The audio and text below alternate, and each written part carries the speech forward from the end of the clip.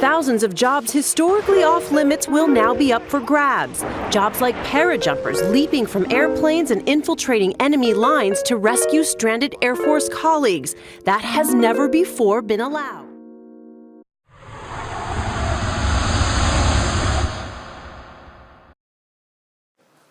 Female involvement in the United States military began with the story of Deborah Sampson.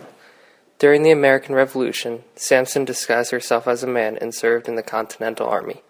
In 1783, however, she caught a fever and her secret was found out by the doctor treating her. She was honorably discharged from the Army at West Point and was awarded with a sum of money to help her live comfortably for the rest of her life. Over the next century and a half, this would be the only way in which women would see actual combat.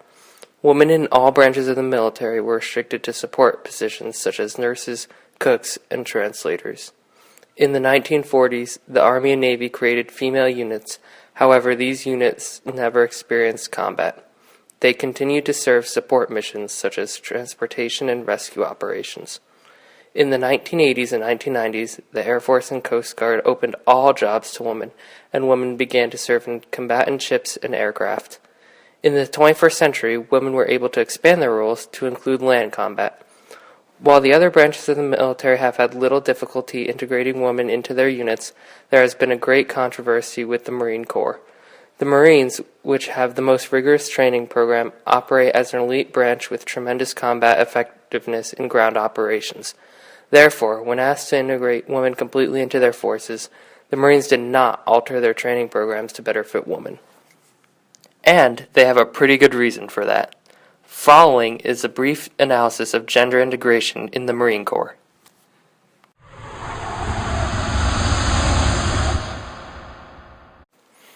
In mid-2013, the Pentagon and ACLU ordered the military to make plans to either open up all job positions to women or ask for exemption before the deadline of January 1st, 2016.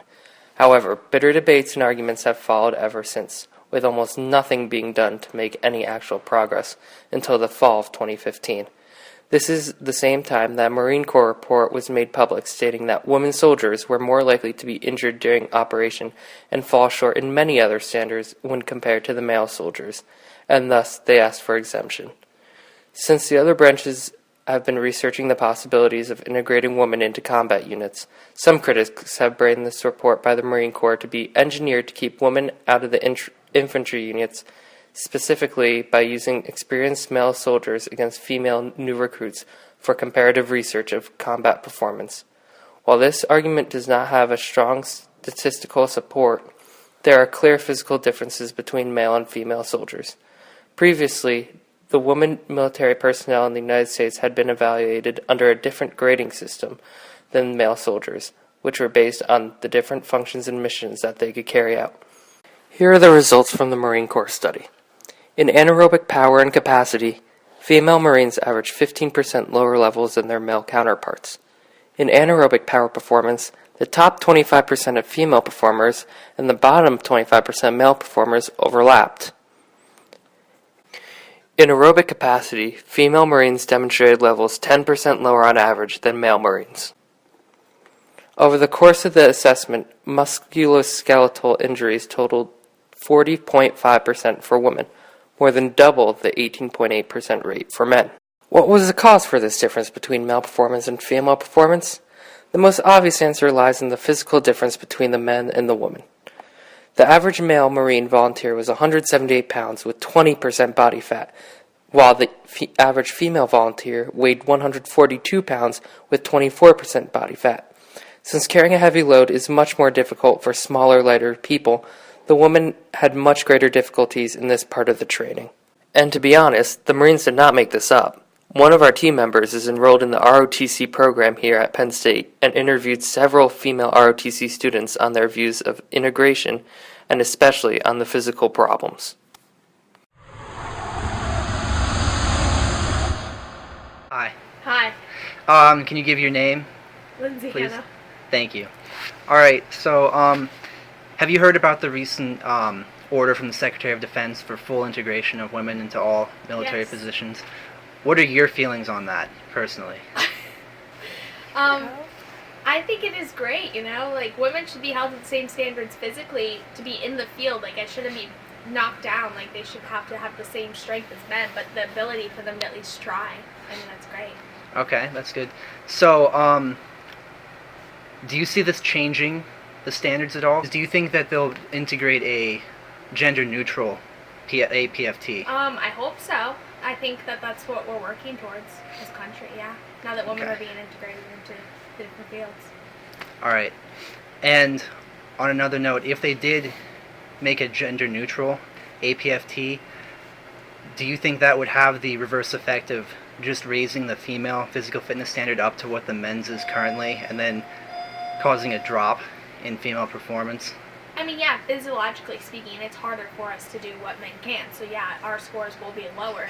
But when you're out in the field, it doesn't matter. You're a woman. Like you're going to be fighting, so we might as well be at the same scores anyway, and just have to work a little bit harder. I believe our bodies are made differently. Yes, we have bigger hips. We're meant to bear a child. We're not meant to be doing the same things as men. They're more physically toned, and that's because they're supposed to be hunters. Looking back biologically. But no, I think that no matter what, our performances should be the same in those combat positions as we spoke about earlier, because you're on the front lines defending our country. You need to be at the top of your game.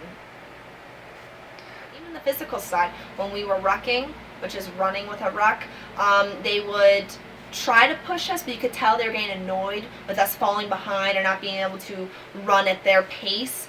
And it was very upsetting because we're trying our best and we're giving our all, and when someone's going to make fun of you and or look down upon you or be upset because you're not going to get first and finish before everybody else, it's really, really upsetting.